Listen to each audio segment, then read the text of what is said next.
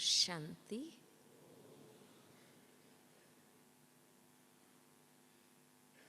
बहुत सुंदर गीत हम सब ने सुना, जिसमें हम सबको प्रभु संदेश दिया गया कि राजयोगी बनो राजयोगी। योगी बनना पसंद है सबको? हाँ, पसंद है तो हाथ ऊपर करो। हाँ? बहुत अच्छा, दो दो हाथ किए। हाँ? भारत देश अपनी प्राचीन योग विद्या के लिए प्रसिद्ध देश है। विदेशी भी भारत में खास आते हैं योग विद्या सीखने के लिए, और भारत के योगी भी विदेशों में भ्रमण करते हैं योग विद्या सिखाने के लिए। पर क्या हम भारतवासियों को स्पष्ट हैं कि यथार्थ योग किसे कहते हैं? इस वर्ष से तो हमारे लिए बहुत गर्व की बात है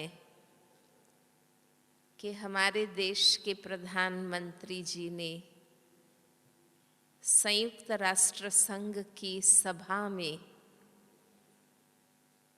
इंटरनेशनल योग दिन मनाने का प्रस्ताव रखा था।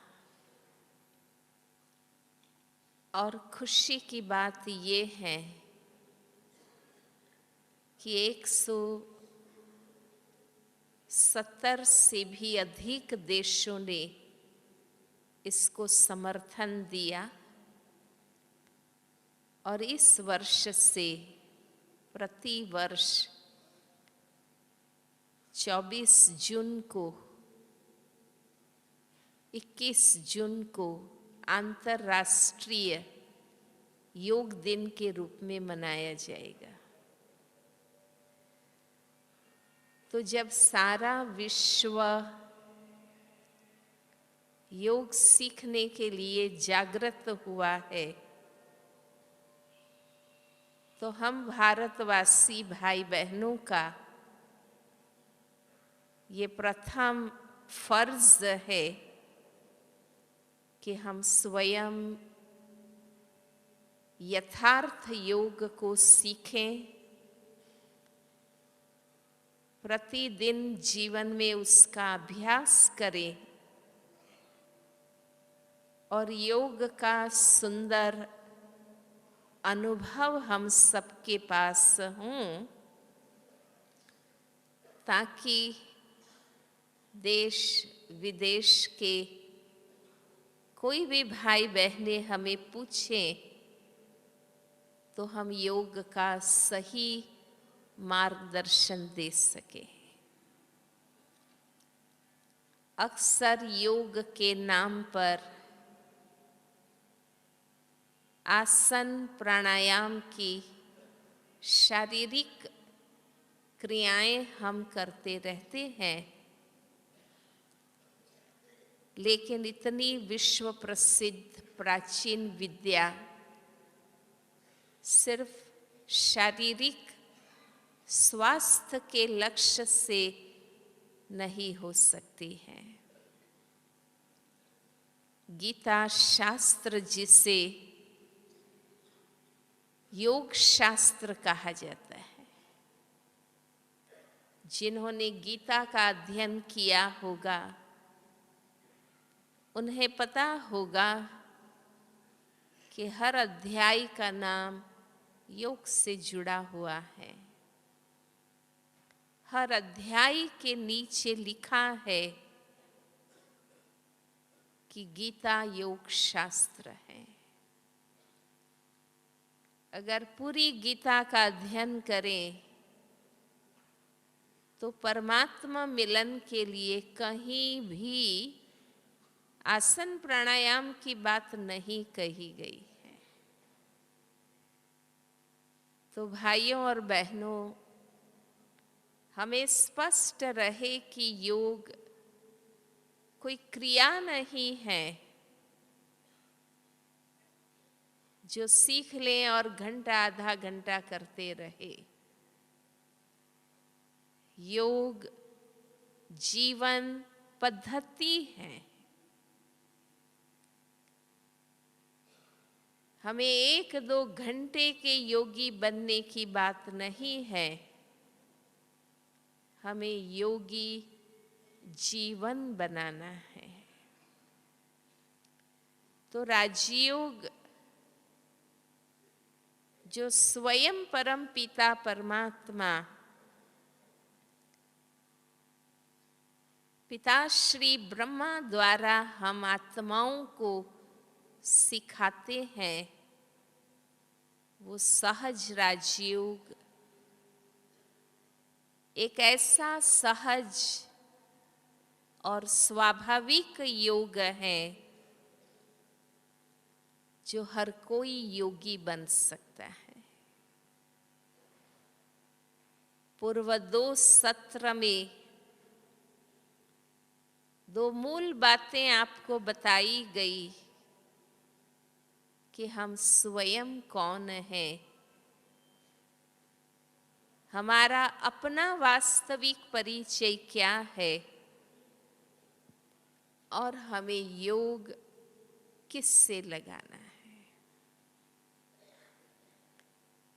दोनों ही सत्र अगर आपने ध्यान से अटेंड किए हैं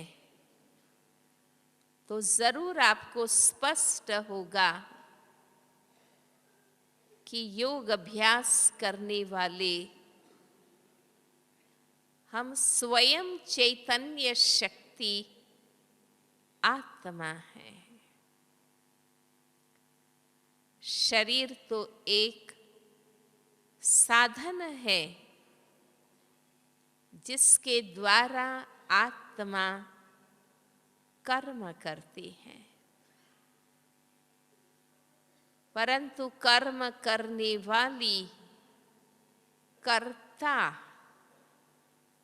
और कर्म फल भोगने वाली भोक्ता हम स्वयं आत्मा हैं।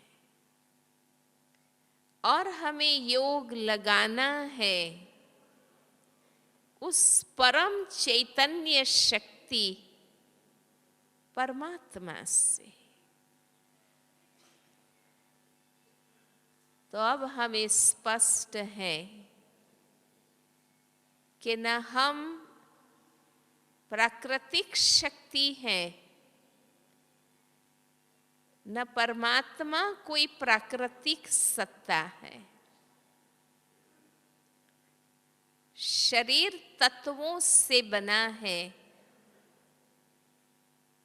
लेकिन मैं शरीर नहीं हूं, तत्व नहीं हूं, मैं आत्मा चैतन्य शक्ति हूं। न परमात्मा भौतिक है, क्योंकि कोई भी शरीरधारी को परमात्मा नहीं कह सकते हैं। परमात्मा परम चैतन्य शक्ति अति सूक्ष्म ज्योति बिंदु स्वरूप है। अंडरस्टूड है आत्मा का परमात्मा से मिलन कोई भौतिक साधन या प्राकृतिक शक्ति के माध्यम से नहीं हो सकता है।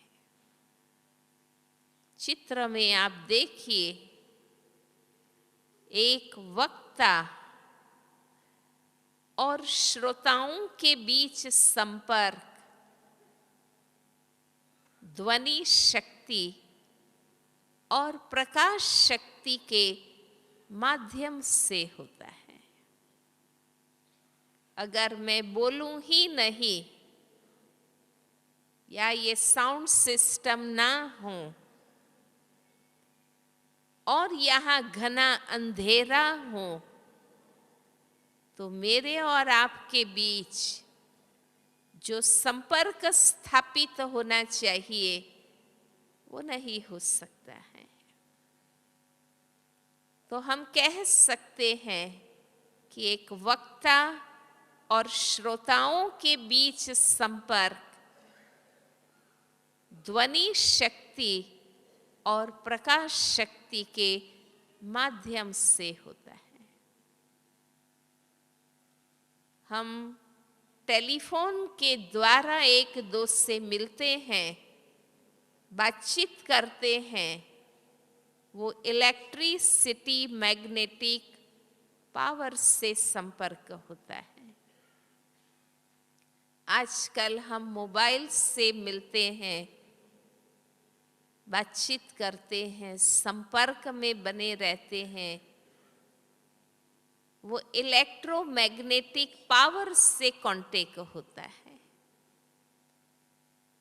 लेकिन आत्मा का परमात्मा से मिलन कोई भौतिक साधन या प्राकृतिक शक्ति से नहीं हो सकता है। आत्मा का परमात्मा से मिलन मन और बुद्धि से ही हो सकता है। इसलिए गीता में यही कहा गया है कि मन मना भव, तुम्हारा मन मेरे में लगाओ, मयि बुद्धि निवेशय, तुम्हारी बुद्धि मेरे में लगाओ। अब आप अपने आप को चेक करिए, हम अपने मन बुद्धि कहाँ लगा कर बैठे? हमारे मन बुद्धि हमने कहाँ लगाए हैं? व्यक्तियों में, वस्तुओं में, वैभव में, व्यसनों में, विकारों में, बातों में, घटनाओं में मन बुद्धि हमने लगाया है। और परमात्मा मिलन के लिए फिर हम बाह्य मेहनत करते रहते हैं। राजयोग में न कोई शारीरिक क्रियाएं हैं, न कोई औपचारिक क्रियाएं हैं। अक्सर योग के नाम पर आसन प्राणायाम की क्रियाएं हम करते रहते हैं, वो शरीर के लिए है, तंदुरुस्ती के लिए। भला आप आसन करिए, प्राणायाम करिए, व्यायाम करिए, वो शरीर के लिए है।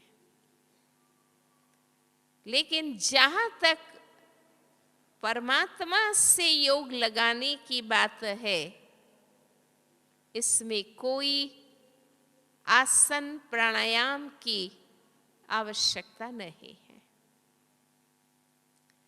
इसलिए जब भी हम योग अभ्यास करने बैठे, शरीर से आराम से बैठे।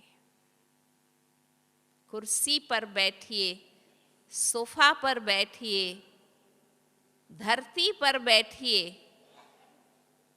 फिजिकली आराम से बैठना है। आप जानते हैं कई आसन प्राणायाम की क्रियाएं इतनी कठिन होती हैं, माताएं, बहनें, बूढ़े, बीमार कर ही नहीं सकते। परमात्मा को याद करने की विधि ऐसी मुश्किल नहीं होनी चाहिए जो कोई कर सके, कोई ना कर सके। इसलिए राजयोग में हम समझाते हैं कि फिजिकली रिलैक्स होकर के बैठना है। यहां आप कुर्सी सोफा पर आराम से बैठे हैं, फिर भी मैं आप सबसे पूछना चाहूंगी कि 1 घंटे के अंदर कितनी बार पांव ऊपर नीचे होते? अगर आप सबको आसन लगाकर बिठा दिया जाए तो योग परमात्मा से लगने के बजाय शरीर से ही लग जाएगा। आप यही सोचते रहेंगे कि ये कब घंटा पूरा हो तो आसन छूटे। गॉड कॉन्शियस, परमात्मा में मन लगने के बजाय शरीर में लग जाएगा, क्योंकि हमें रोज आसन लगाकर बैठने का अभ्यास नहीं है।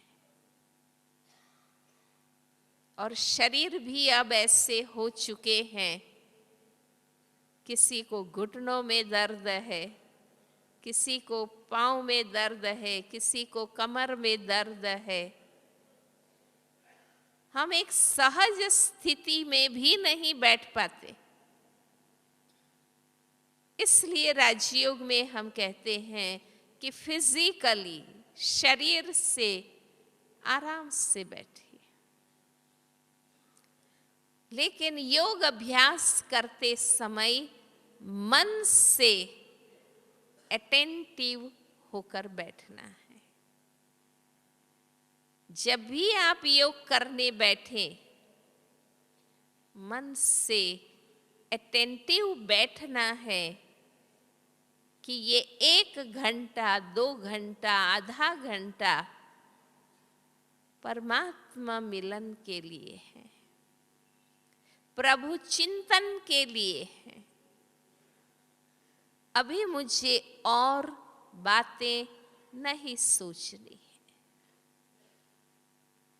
ये मेरा समय परमात्मा चिंतन के लिए। देखिए, घर गृहस्थ की, नौकरी धंधे की, खेती बाड़ी की, परिवार की, समाज की, देश की, संसार की, अन्य सभी बातें सोचने के लिए हमारे पास बाकी के 22 घंटे हैं।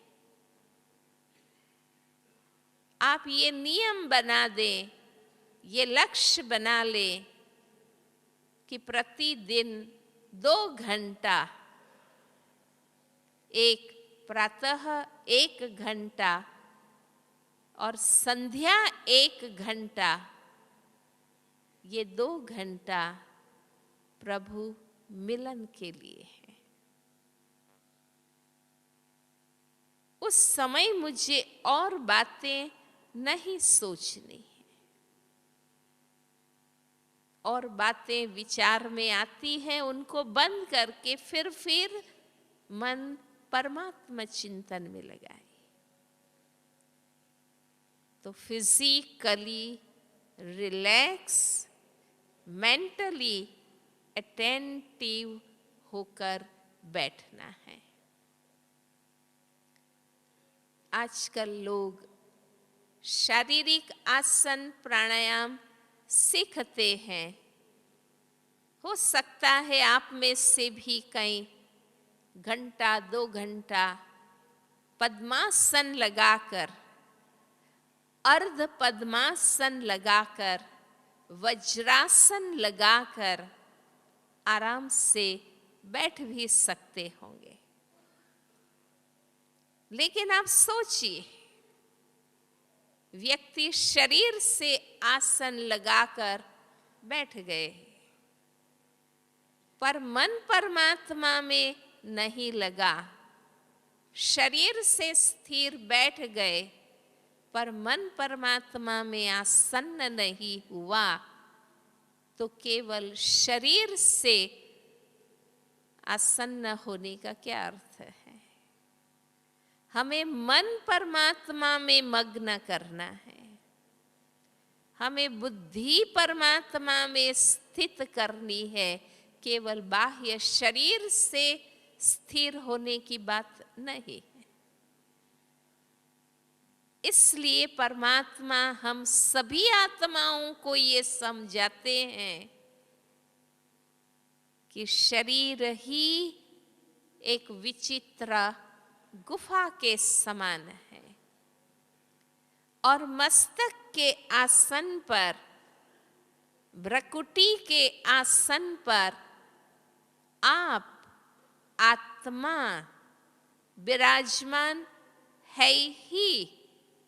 अब हमें कोई शरीर से आसन लगाने की आवश्यकता नहीं है। हमें मन बुद्धि परमात्मा में स्थित करने की, आसन्न करने की, एकाग्र करने की आवश्यकता है।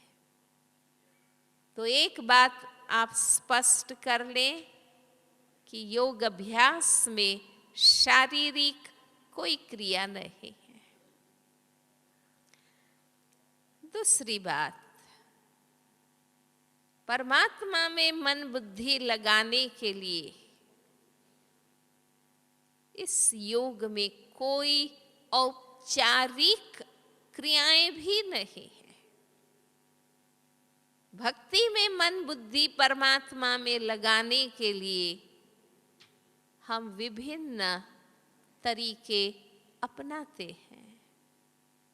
कोई माला फेरते हैं, कोई मंत्र रटते हैं, कोई मुख से आरती भजन गाते हैं। भाइयों और बहनों, राजयोग में ऐसी कोई औपचारिक क्रियाएं भी नहीं हैं। ये हमारे भक्ति में विभिन्न प्रयास थे। समय प्रति समय जो धर्मात्मा महात्माएं हुए, हर एक ने हमें नए नए प्रयास बताए कि इस प्रकार करके देखिए मन परमात्मा में लगता है। हम माला फेरते रहते हैं, लेकिन रिजल्ट क्या है? हम हाथ से माला के मण के फेरते रहते हैं और मन भी फिरता रहता है। इसलिए ज्ञानी भक्तों ने स्पष्ट कहा है, कबीर जी ने ये स्पष्ट कहा है कि माला फेरत युग हुआ, गया न मन का मैल रे।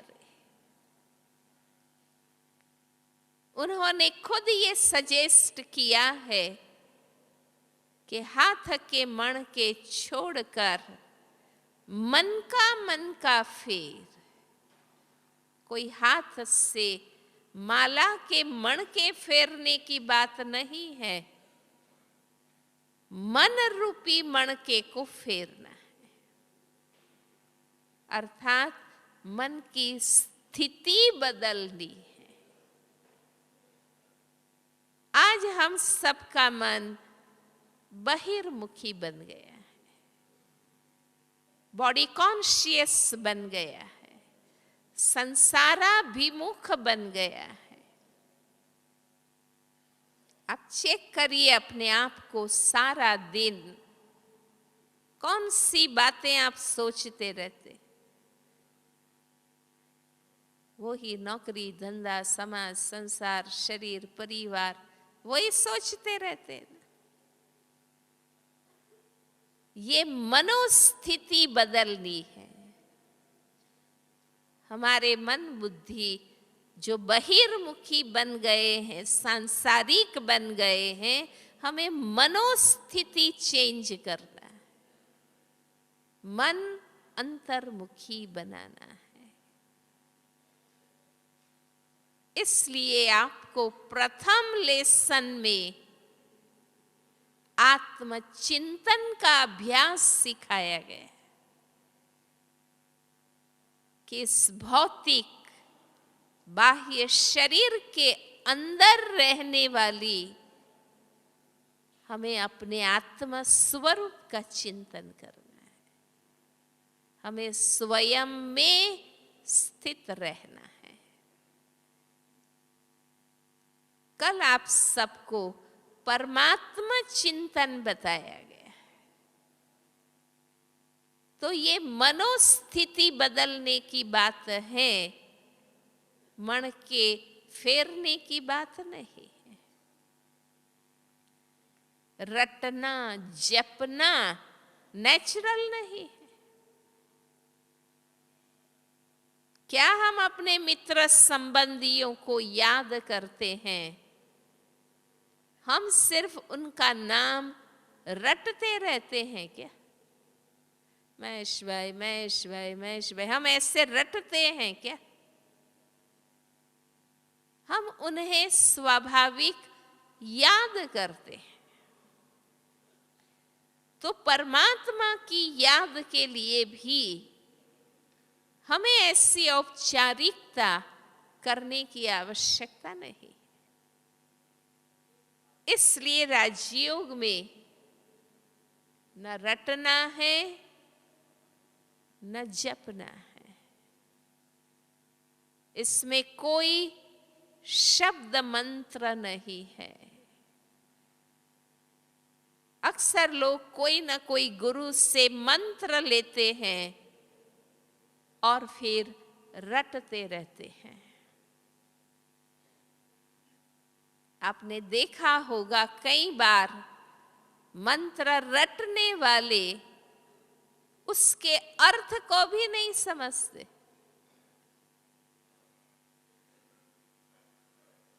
आपने कई प्रसंगों में, शादियों में, कई धार्मिक प्रसंगों में, यज्ञ में देखा होगा कि ब्राह्मण श्लोक बोलते रहते हैं, समझते कितने लोग हैं? जब अर्थ ही नहीं समझते हैं, हम अभ्यास में क्या लाएंगे? आचरण में क्या लाएंगे? इसलिए राजयोग में कोई शब्द मंत्र नहीं है। यहां मंत्र के अर्थ को समझना है और आचरण में लाना है।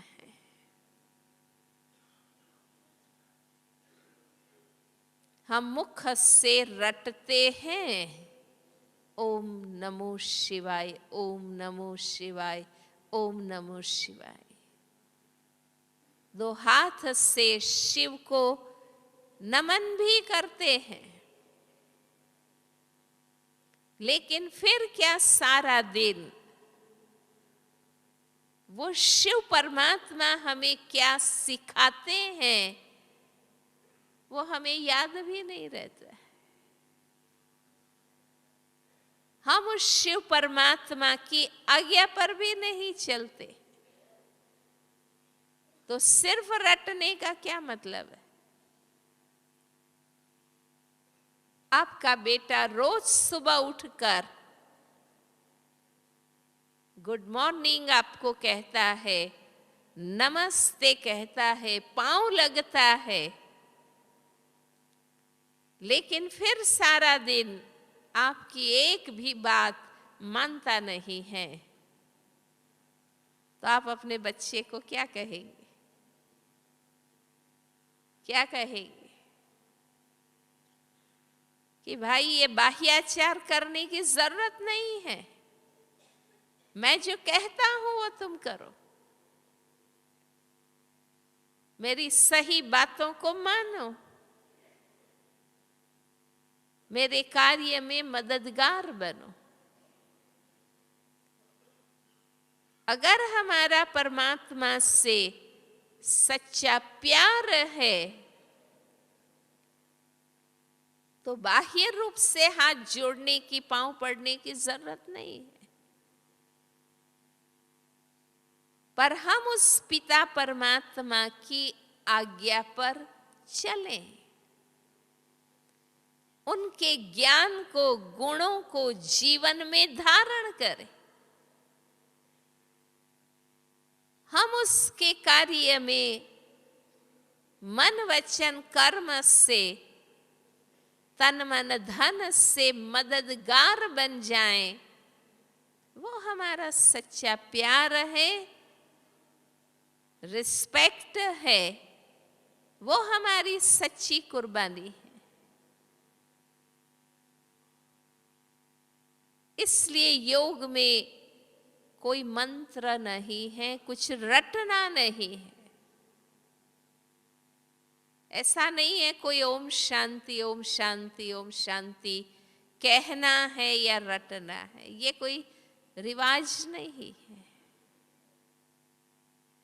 सिर्फ ओम शांति कहने की, बोलने की बात नहीं है। ओम शांति लिख लिख कर नोटबुक भरने की बात नहीं है। हमें ओम शांति बनना है। मैं शांत आत्मा हूं, मुझे अपनी शांत आत्मा स्थिति बनानी है। ना ही इसमें हमें मुख से कोई आवाज करना है, इसमें कुछ भी मुख से गाना बजाना, आवाज नहीं करना है।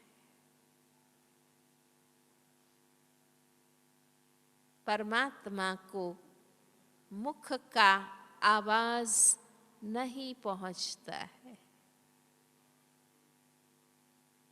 परमात्मा इस आवाज की दुनिया से दूर कहाँ रहते हैं? कहाँ रहते हैं? शांति की दुनिया में रहते हैं, जिसे हम परम धाम, शांति धाम कहते हैं। ये आवाज की दुनिया है, टॉकी वर्ल्ड है। परमात्मा साइलेंस वर्ल्ड में रहते, वहां ये मुख का आवाज नहीं पहुंचता है। परमात्मा को कौन सा आवाज पहुंचता है? कौन सा आवाज पहुंचता है? अंतर मन का आवाज पहुंचता है। दिल का सच्चा प्यार परमात्मा को पहुंचता है।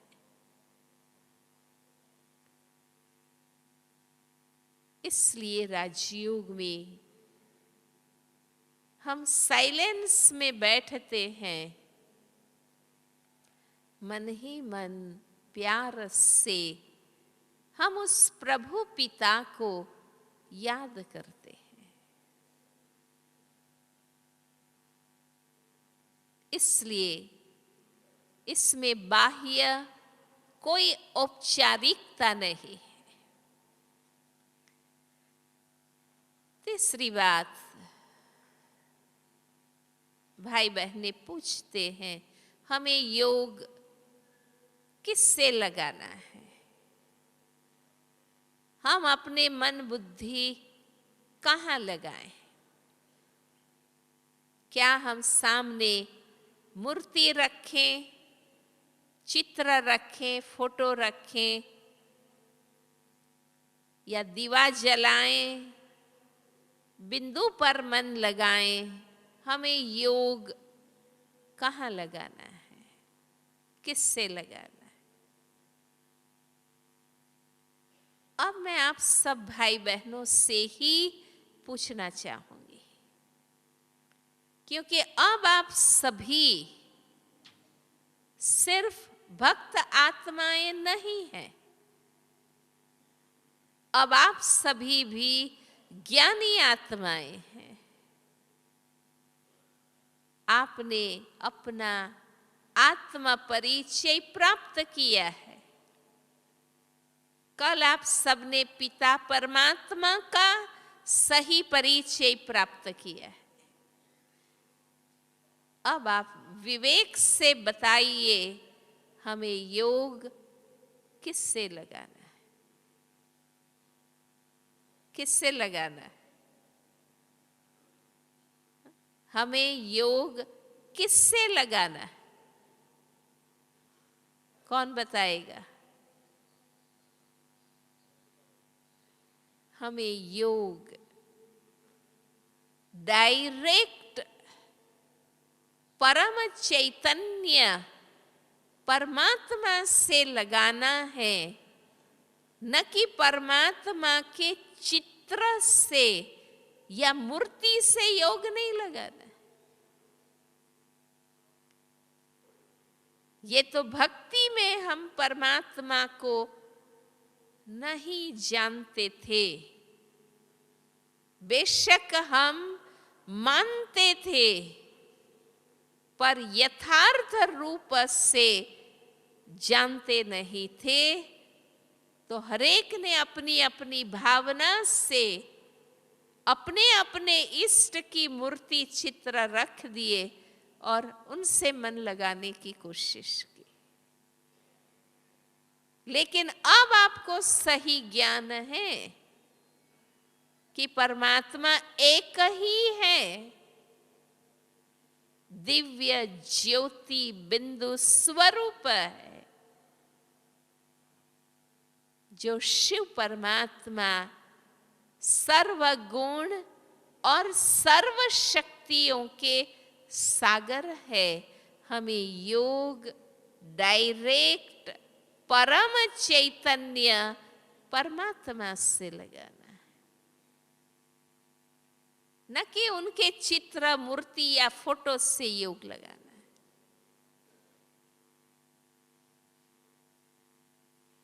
और परमात्मा इन आंखों से देखने की चीज ही नहीं है। परमात्मा भौतिक नहीं है, शरीरधारी नहीं है, इन आंखों से देखने की चीज नहीं है।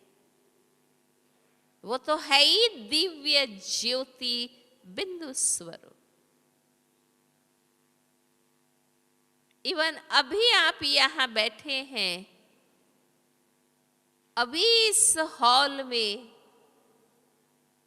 मान लो सूर्य नहीं दिखाई दे रहा है, परंतु जैसे ही सूर्य शब्द मैंने बोला, आप सबने क्या किया?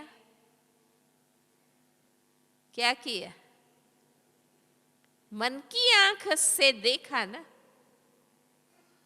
कि सूर्य आसमान में वो प्रकाशमान गोला है जो नित्य हमें रोशनी और ऊर्जा देता है। परमात्मा को भी मन की आंख से देखना है, ज्ञान नेत्र से देखना है और बुद्धि से समझ पूर्वक प्यार से उस पिता को याद करना है। इसलिए यहां जो भी चित्र आप देखते हैं, इवन आप जिन जिन सेवा केंद्रों के माध्यम से यहां आए हैं, जरूर उन सेवा केंद्रों पर आप गए होंगे। हमारे हर एक सेवा केंद्र पर ज्ञान के अनेक चित्र लगे हुए हैं, पर हमें इन चित्रों से योग नहीं लगाना है। ये जो भी चित्र है वो ज्ञान समझाने के लिए है। हमें इन चित्रों से योग नहीं लगाना है। और आप इस बात में सहमत होंगे कि घर में हम जैसे चित्र लगाएंगे, फोटोज लगाएंगे, ऐसा ही चरित्र हमारा बनेगा। अगर आप घर में क्रिकेटर, एक्टर, मित्र संबंधियों के फोटो लगाएंगे, आप वही देखेंगे, वही सीखेंगे। उनके बारे में बुद्धि चलेगी। पर अगर आप ज्ञान के चित्र लगाएंगे तो हमें सद्ज्ञान की बातें याद आएगी, हमारा चिंतन श्रेष्ठ बनेगा। तो ये जो भी चित्र है वो ज्ञान समझने और समझाने के लिए, ताकि घर में कोई आवे हम ज्ञान समझा सके। पर हमें योग डायरेक्ट परमात्मा से लगाना है। तो हमें शरीर से यहां बैठना है, मन और बुद्धि से परम धाम में जाना है, मन की आंख से परम ज्योति बिंदु शिव पिता को देखना है, और बुद्धि से उस पिता को याद करना है, उनके बारे में सोचना है, चिंतन करना है, और उनकी ही स्मृति में, उनके याद और प्यार में एकाग्र होना है। उसे योग कहते हैं। और कुछ योग में उल्टा सीधा और कुछ नहीं करना है, मन बुद्धि जोड़ना है। इसलिए राजयोग इतना सहज योग है, हर कोई योगी बन सकते हैं। घर गृहस्थ में रहते हुए हर कोई अपना जीवन पवित्र योगी बना सकते हैं। लेकिन अक्सर जब भी हम भाई बहनों को परमात्मा का ये दिव्य संदेश देते हैं कि पवित्र बनो, योगी बनो, तो अक्सर भाई बहनें सोचने लगते हैं कि हम तो गृहस्थी हैं, संसारी हैं, हम योगी कैसे बन सकते हैं। लोगों की बुद्धि में समझ गलत है कि योगी बनना हो तो घर बार छोड़ना पड़े, कहीं दूर शांत एकांत में जाएं, बैठें तो योग लग सकता है। क्योंकि अभी तक जो योगी हुए, तपस्वी हुए, घर बार छोड़कर हुए। इसलिए गृहस्थी भाई बहनें सोचते हैं हम योगी कैसे बन सकते। लेकिन राजयोग हमें क्या सिखाता है? राजयोग हमें ये सिखाता है कि हमें दुनिया छोड़ने की जरूरत नहीं है। हमें घर, कारोबार, संबंध, संसार छोड़ने की जरूरत नहीं है। हमें देहभान छोड़ने की जरूरत है। देहभान मन की चंचलता का मूल कारण है। इसलिए प्रथम लेसन में ये सत्य पक्का कराया गया कि आप आत्मा है। हमें आत्मभान में रहने की जरूरत है। दुनिया छोड़ने की जरूरत नहीं है, देहभान को बदलना है, सोल कॉन्शियस बनना है।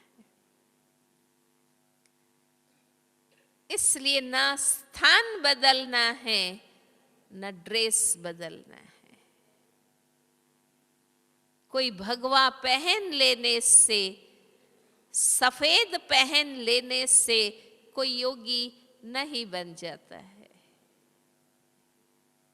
हमें ड्रेस नहीं बदलना है, हमें आंतरिक दिल बदलना है। हमें अपनी स्मृति, वृत्ति, दृष्टि बदलनी है।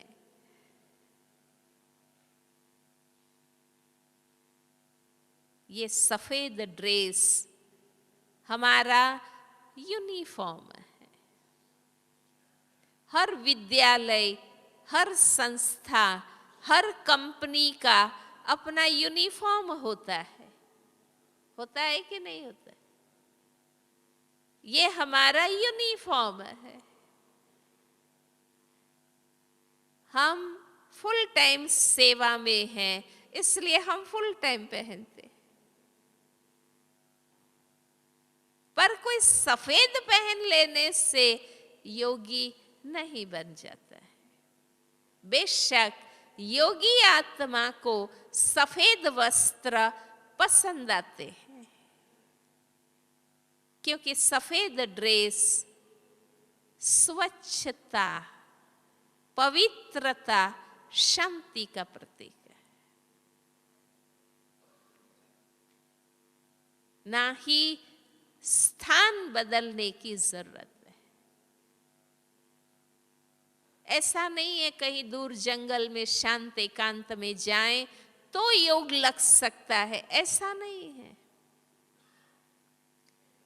कई बार आपने अनुभव किया कि स्थान एकांत है, वातावरण शांत है, पर खुद का मन अनेकांत में ही घूम रहा है। मन एक के अंत में लगाना, एक परमात्मा की याद में मन लगाएं तो यहां ही एकांत है और शांत है। तो स्थान नहीं बदलना है, आत्म स्थिति बदलनी। इसलिए राजयोग का ध्येय बहुत ऊंचा है। सिर्फ इसमें पूजा पाठ, धूप दीप, भजन कीर्तन, क्रियाकांड करके खुश होने की बात नहीं है। भक्ति में व्यक्ति नमन, पूजन, दर्शन, गायन, वंदन करके खुश हो जाता है कि मैं धार्मिक हूं। राजयोग का ध्येय पुजारी से स्वयं पूज्य बनना है, विकारी से निर्विकारी बनना है, भिखारी से अधिकारी बनना है। इसलिए इस योग में हमें चिल्लाना नहीं है। आप देखो, कोई भगवान को याद करने में कोई जोर जोर से माइक लगाकर रात दिन चिल्लाते हैं, पुकारते हैं, अल्लाह अकबर, हे भगवान, ओ गॉड। पुकारना नहीं है, चिल्लाना नहीं है। लोग रात रात माइक लगाकर जोर जोर से भजन गाते, आवाज करते। आवाज नहीं करना है, चिल्लाना नहीं है। बताया ना, मुख का आवाज परमात्मा को नहीं पहुंचता है।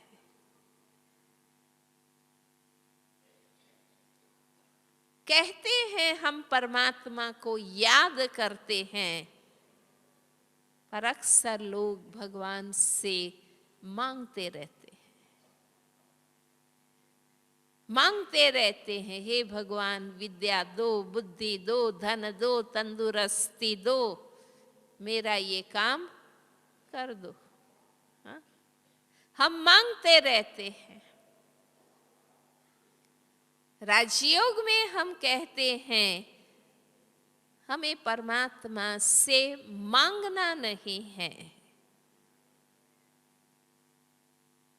क्यों नहीं मांगना है? हम परमात्मा के बच्चे हैं। हम आत्माएं परमात्मा के बच्चे हैं। हम वारिस हैं। हमारा परमात्मा से प्राप्त करना अधिकार है, मांगने की जरूरत नहीं है। इसलिए मांगता नहीं बनना है, हमें लायक बच्चा बनना है। लायक बच्चे को माँ बाप खुद ही सब कुछ देते हैं। हाँ? देते हैं कि नहीं देते? आपका अनुभव क्या है?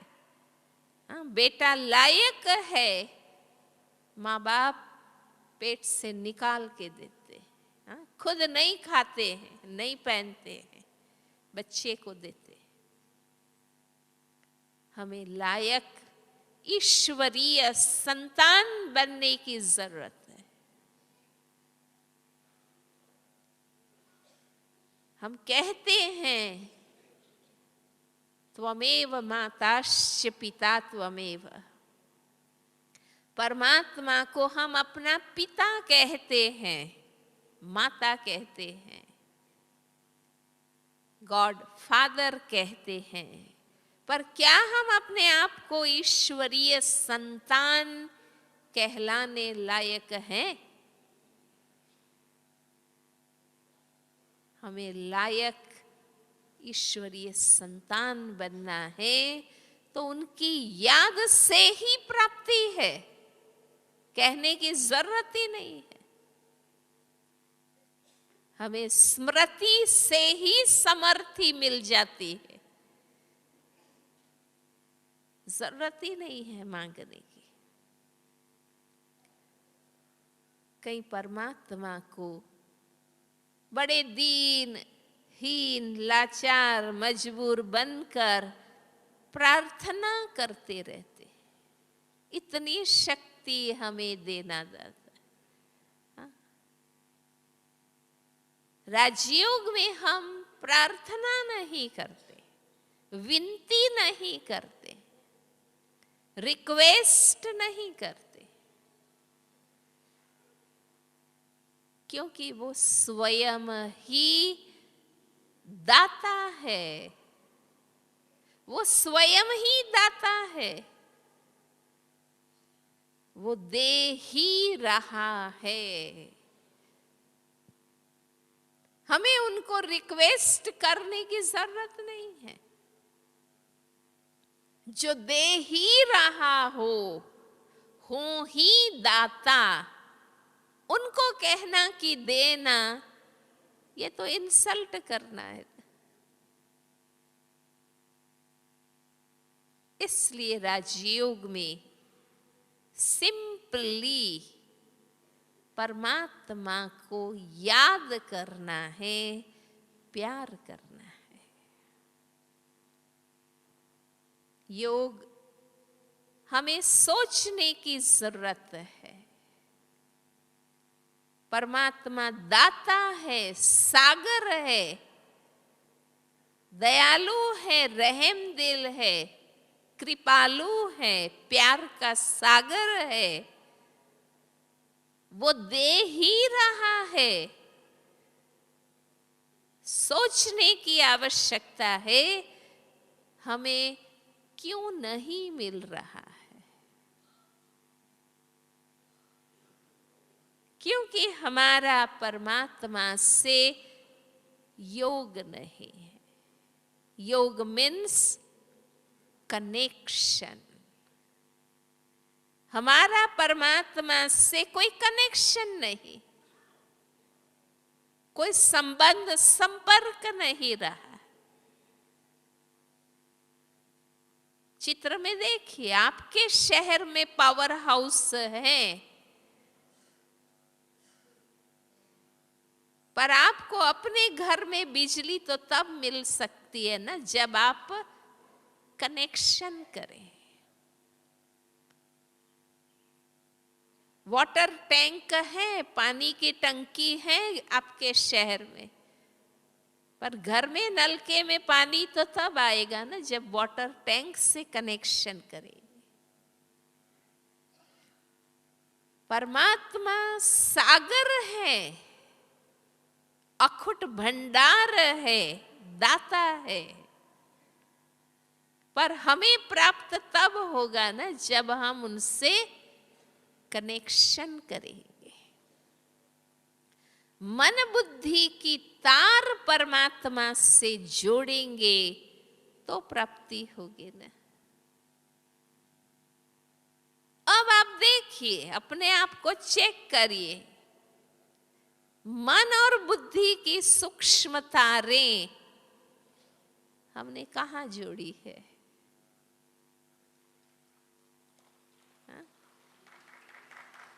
मुख से आरती गा रहे हैं, हाथ से ताली बजा रहे हैं, पर मन बुद्धि कहाँ है?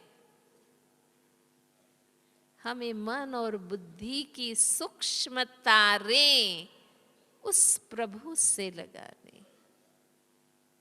हमने तो मन बुद्धि वहां लगा के रखे हैं जहां से कोई प्राप्ति नहीं, और फिर परमात्मा से मांगते रहते हैं। इसलिए खुद को शरीर से अलग आत्मा समझकर मन बुद्धि परमात्मा से जोड़ना, उनके मनन चिंतन में रहना, उसे योग कहते हैं।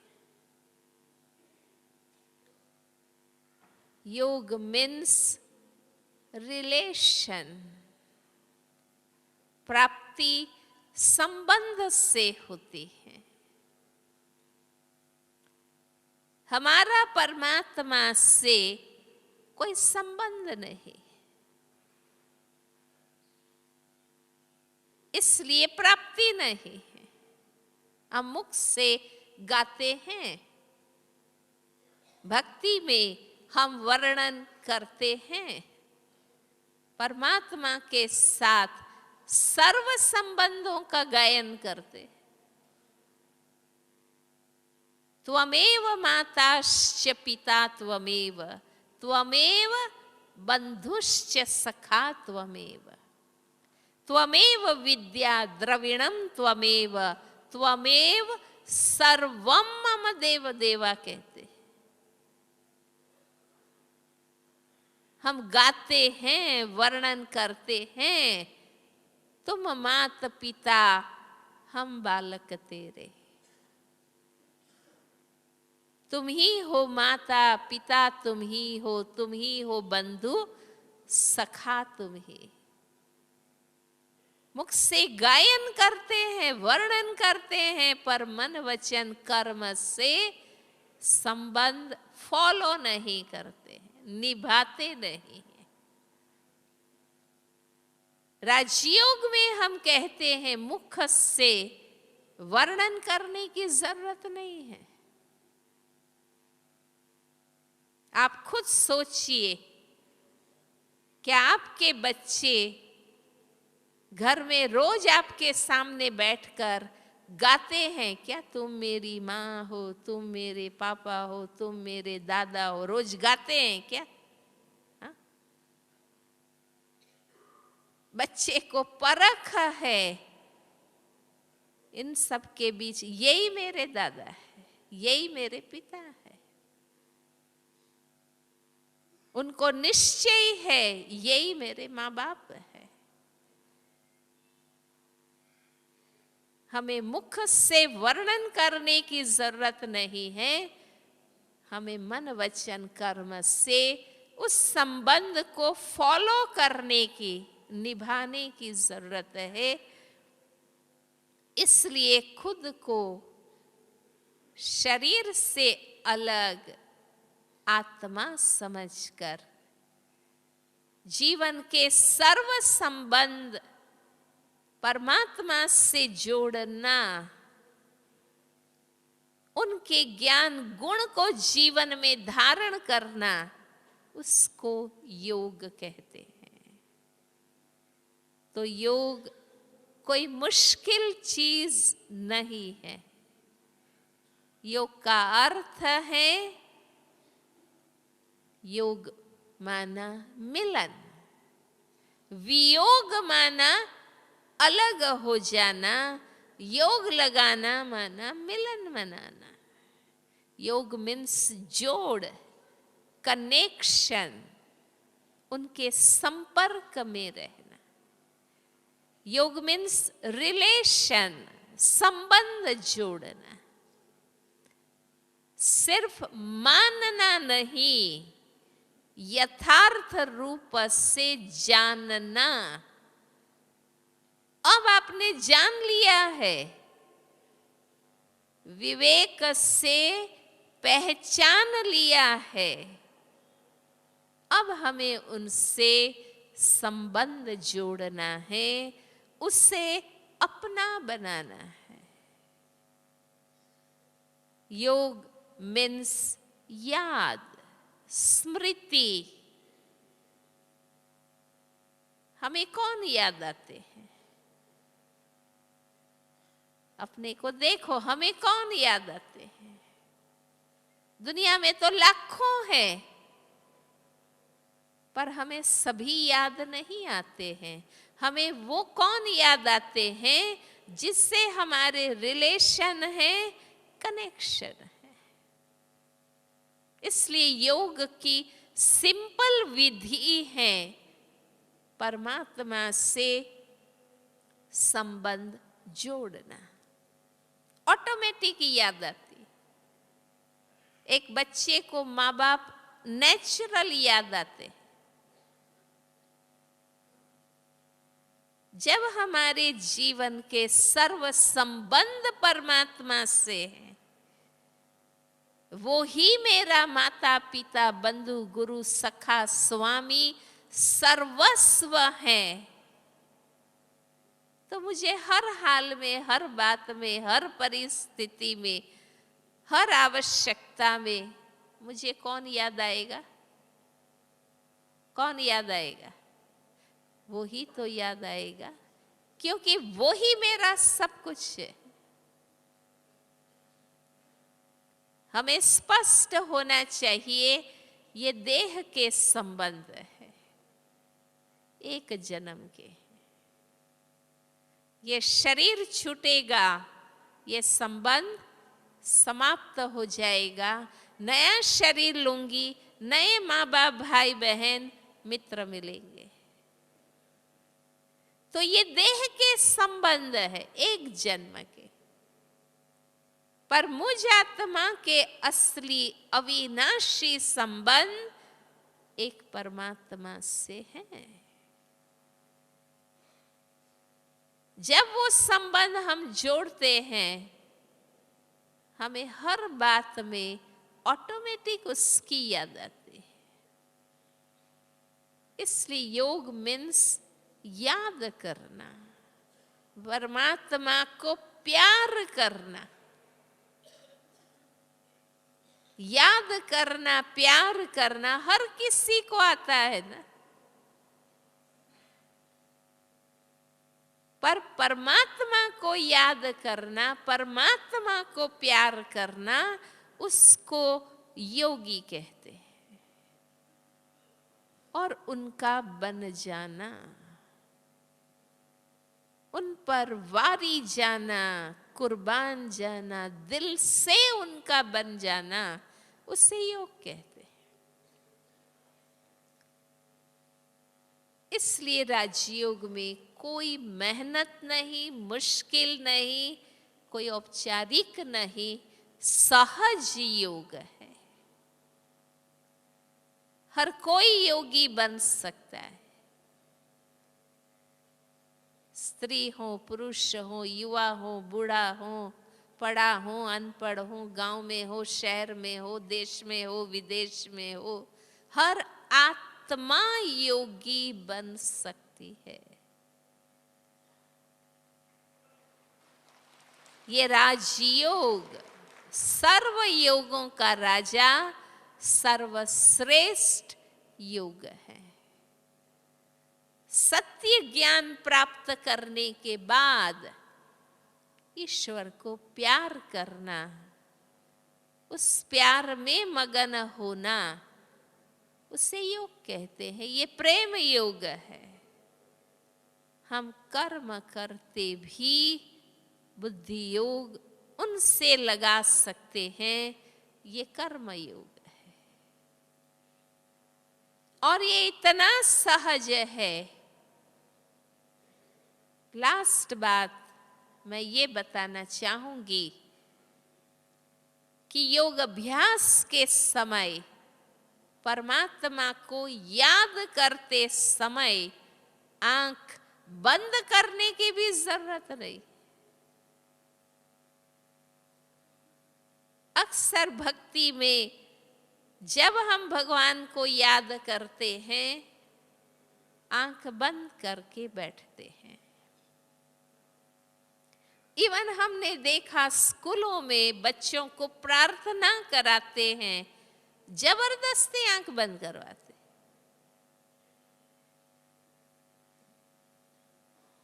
लोग कहते हैं हम मंदिर दर्शन करने जाते हैं, वहां भी हमने देखा मूर्ति के सामने आंख बंद करके खड़े रहते।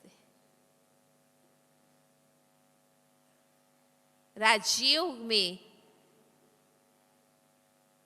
हम कहते हैं कि आंखें नेचुरल खुली रहने दीजिए, न बंद करने की आवश्यकता है, न आंखें फाड़ कर बैठना है। आंखें नेचुरल खुली रहने दे।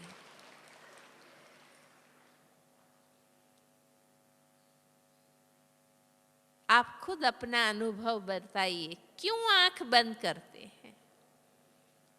हमारी समझ गलत है, हमारा कॉन्सेप्ट रॉन्ग है। हम ये मानते हैं कि आंखें खुली रहेंगी, हमें सब कुछ दिखाई देगा, मन भटक जाएगा, इसलिए आंख बंद करके बैठते हैं। पर मैं आप सबसे पूछना चाहूंगी कि आंख बंद करने के बाद मन नहीं भटकता है?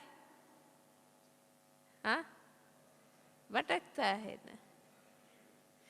आंखें खुली हैं, ये चार दीवार में जो है वो दिखाई देता है, पर आंख बंद करने के बाद तो सारी दुनिया दिखाई देती है। जिंदे मरे सब दिखाई देते।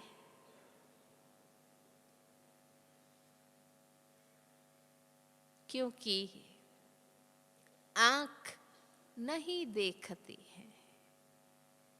ये फिजिकल आंख देखने का एक साधन है। इन आंखों से देखने वाली मैं आत्मा हूं, मेरे मन और बुद्धि है। मैंने बाह्य आंखें बंद कर दी, पर मन बुद्धि की आंखें घूम रही है, भटक रही है, तो कैसे एकाग्रता होगी? इसलिए राजयोग में हम फिजिकल आंखें खुली रखते हैं। आंखें नेचुरल खुली रहने दीजिए। मन बुद्धि की आंख परमात्मा की तरफ करिए। हमें उनके याद में मनन चिंतन में रहना है। तो ये आंखें खुली हों, हजारों सामने बैठे हों, तो भी कोई याद नहीं आएगा।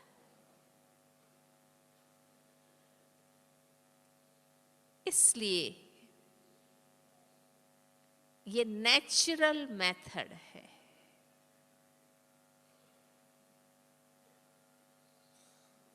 आंखें बंद करना अननेचुरल है। आप बताइए, हमारी आंखें नेचुरल खुली रहती है या बंद रहती है? खुली रहती है या बंद रहती? खुली रहती है ना। आंखें बंद तो कब होती है? हाँ, जब नींद आती है या प्रोग्राम ही पूरा हो जाता है तो आंख बंद हो जाती। हाँ,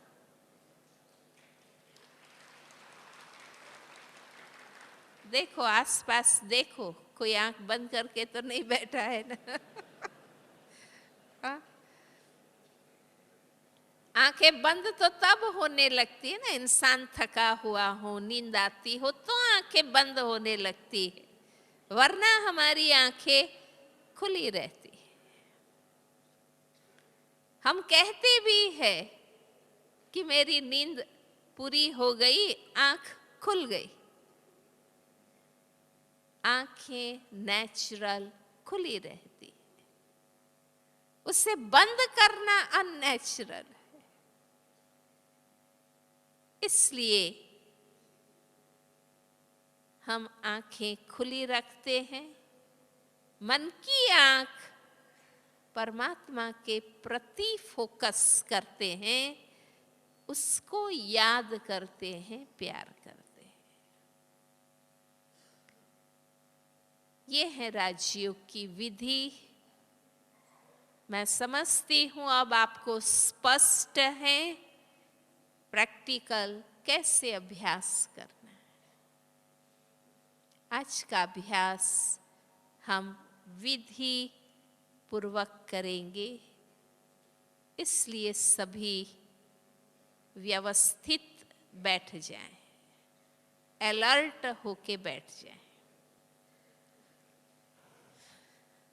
कमर सीधी रखेंगे,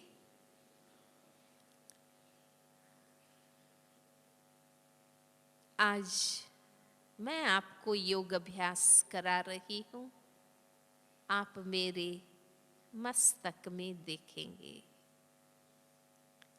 हमेशा कोई योग अभ्यास कराने नहीं बैठ सकते हैं, इसलिए आपने हमारे योग रूमों में, क्लास के हॉल्स में देखा है कि ब्रह्मा बाबा का चित्र है।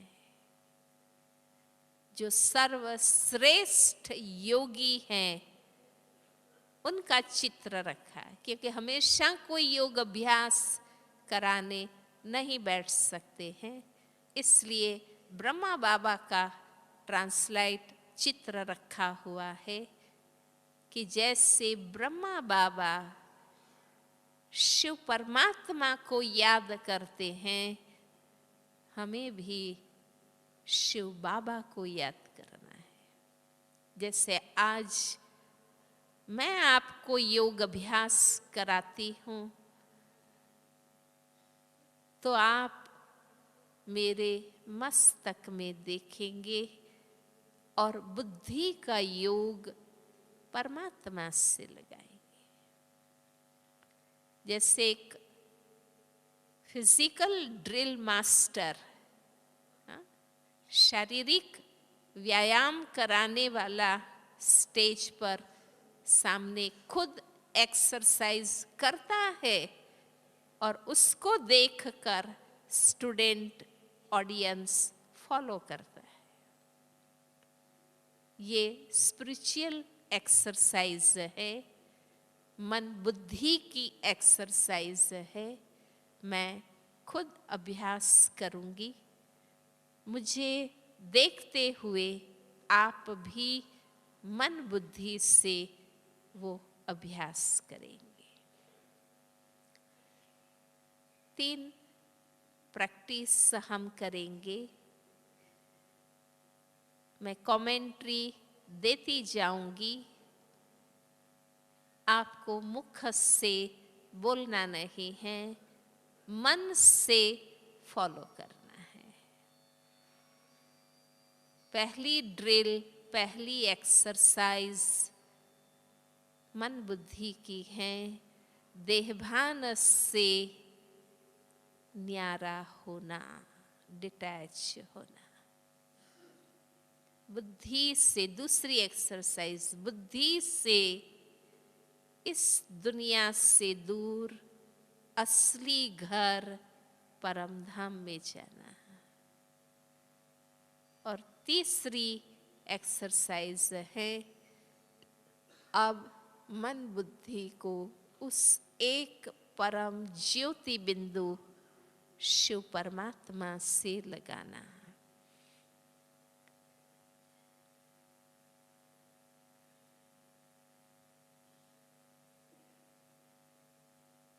कुछ क्षणों के लिए सभी बातों से न्यारे हो जाइए।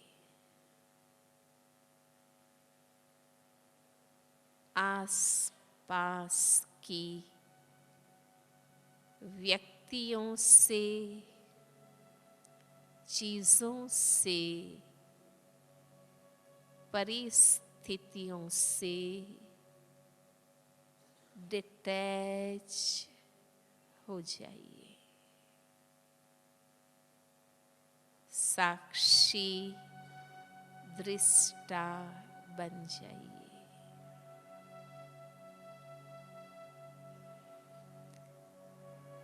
विचारों के विस्तार को समेट लें।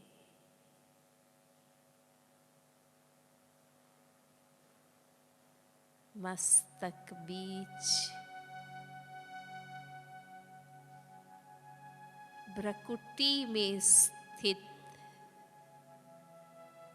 स्वयं के चैतन्य आत्मा स्वरूप के प्रति केंद्रित हो जाइए।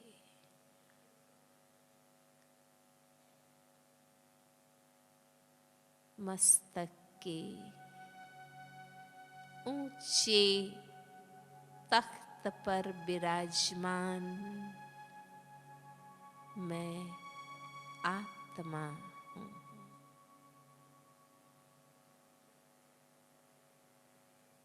ज्योति बिंदु हूँ। चैतन्य शक्ति हूँ।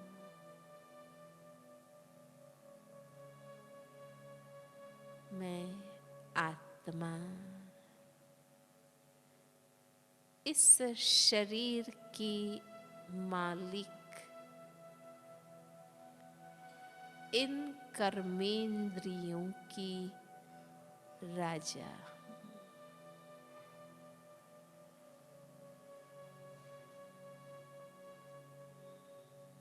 मैं आत्मा हूँ।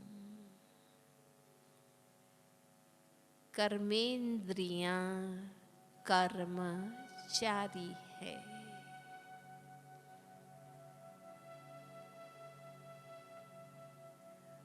आँखों से देखने वाली, मुख से बोलने वाली मैं आत्मा हूँ।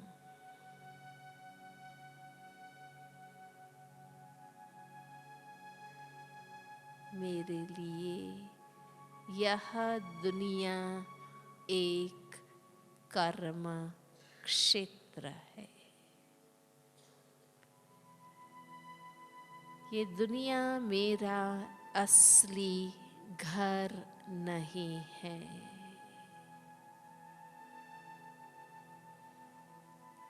मेरा असली घर इस दुनिया से दूर है।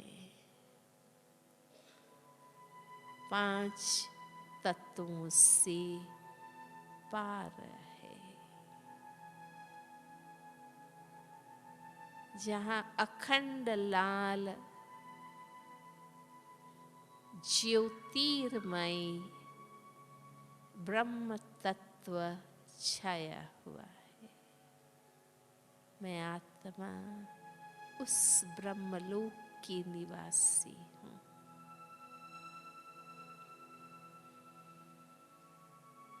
मैं जानती हूँ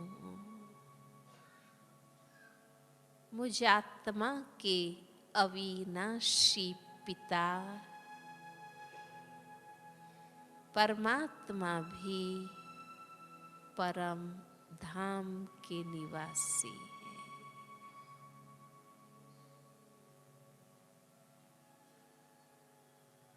मैं मन की आँख से ज्ञान नेत्र से परम ज्योति बिंदु शिव पिता को देख रही हूँ। मुझ आत्मा के अति प्रिय मेरे परम पिता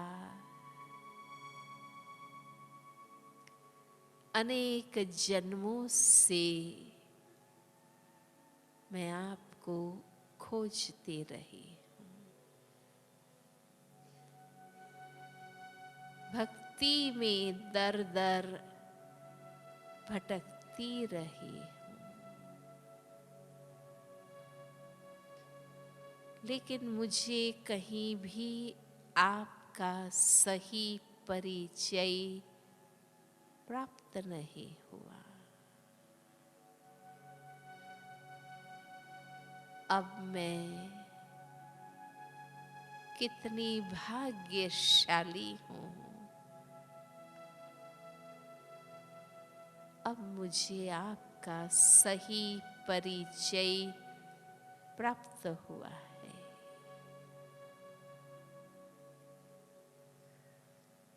मेरे मन का अंधकार समाप्त हुआ है। मुझे स्पष्ट है कि मैं स्वयं कौन हूँ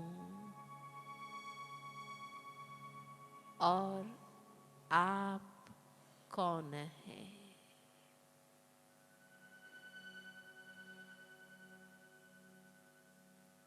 आपके सद्ज्ञान को प्राप्त कर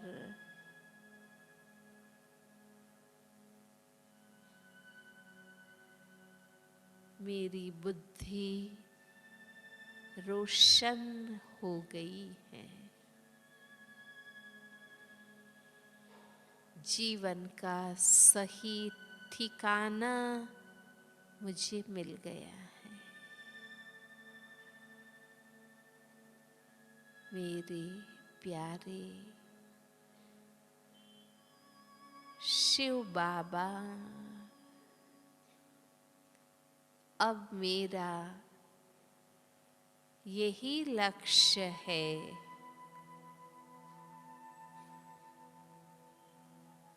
जो सत्य ज्ञान आप हमें देते हैं, जिन गुणों के आप सागर है,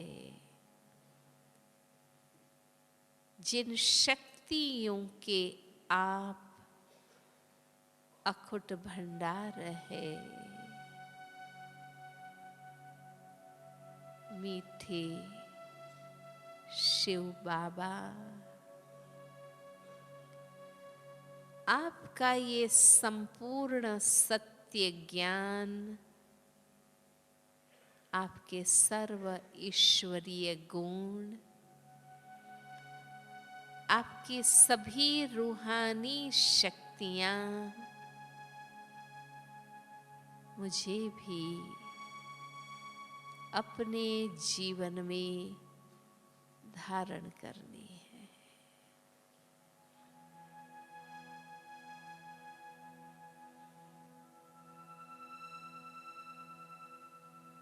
आप शांति के सागर,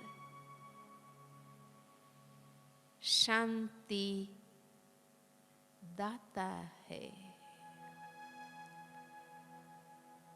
मैं आत्मा आपकी संतान,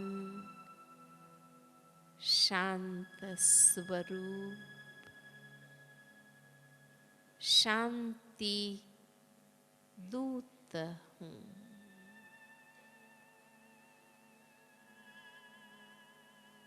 मुझे स्वयं शांत रहना है। मुझे सर्वत्र शांति फैलानी है।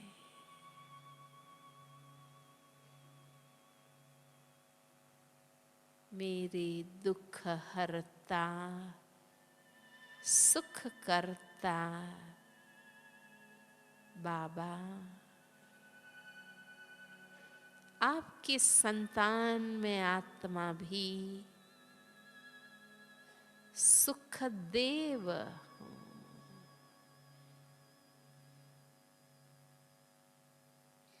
मुझे सबको सुख देना है और सबसे सुख लेना है।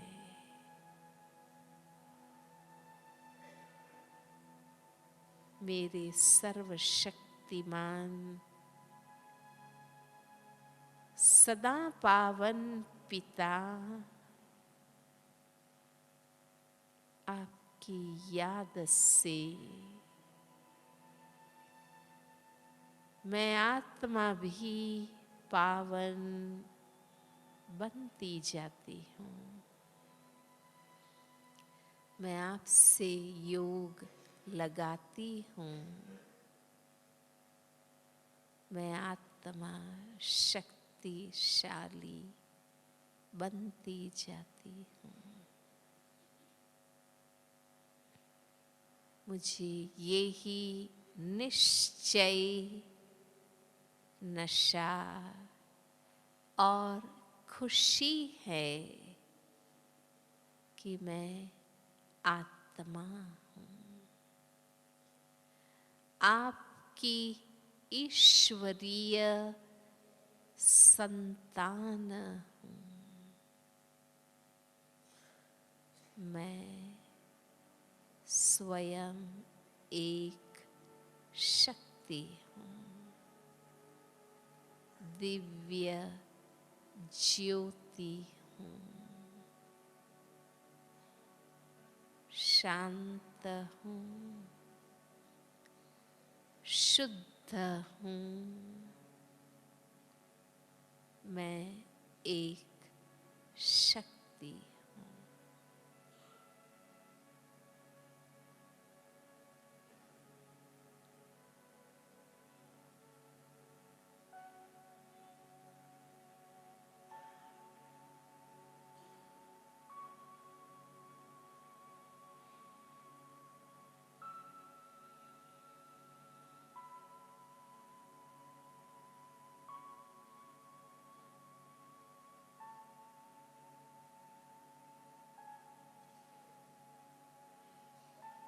ओम शांति। ओम शांति।